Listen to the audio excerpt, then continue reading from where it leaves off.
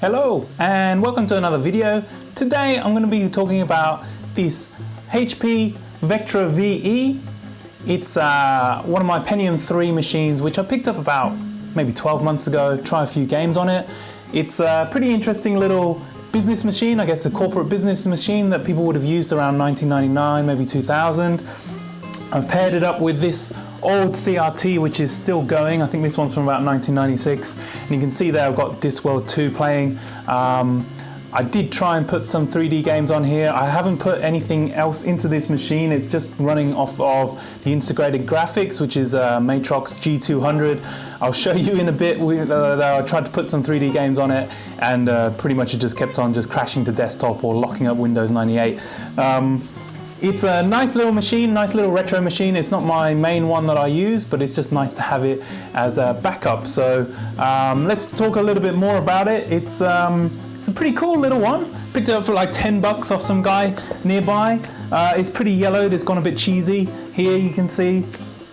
But it's got a Pentium 3 500 megahertz processor inside, and with a slot core. I'll take off the cover in a bit and show you. It's got 128 megabytes of RAM. I think when it first came out, I think you could get it, like the minimum was 64. And like I said, it's got integrated graphics, which is the Matrox G200, which doesn't seem to want to play with any of the games that I'm trying to install on it, at least with Direct 3D. So maybe it's either something wrong with the drivers, I'm not sure. I don't think so, because this is a clean install of Windows 98 on there, plus the Matrox drivers. So I just don't know why it's not going. I've got the latest versions of DirectX on there too.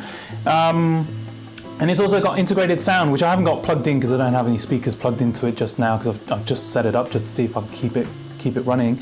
And the integrated sound apparently is Soundblaster 16 and adlib compatible, so that's pretty cool. So it does work. I have played some other games on here, the 2D games like Command & Conquer Red Alert works really well on it. Quake runs really well on it in software mode, and yeah, it's a pretty good machine, really, to be honest. If you're looking for a retro machine that's pretty solidly built, and still works obviously after 20 odd years, then these old Hewlett Packard machines are pretty good. These old Vectras, they're a dime a dozen. Like, well, I would say that there must be loads of these out there. Probably most have been scrapped now, but you can still pick these up if you look around.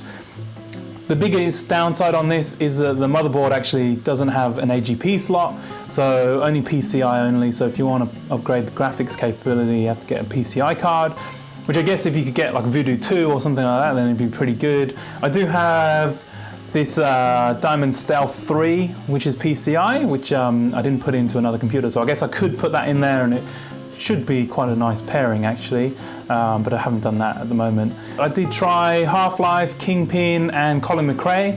Tried to run them all in Direct 3D mode. Pretty much every time it just crashed to desktop. So unfortunately that was a 0 for 3, which means I'll probably just have to use this for 2D games, but it's still pretty good. Quite a nice machine. If you're gonna look for a retro machine and you see one of these, then worth picking up if you get them for cheap.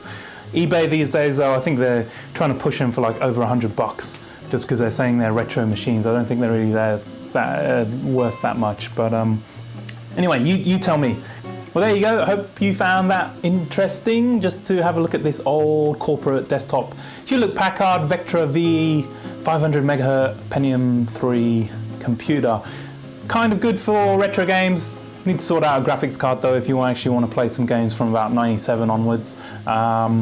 But otherwise, it's pretty cool. So if you enjoyed that, then consider subscribing to watch more videos. I've got quite a few of these old machines. I need to do some videos on those and bring them into the channel.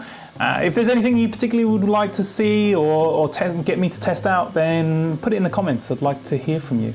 Anyway, see you in the next one. Thank you. See you. Bye-bye.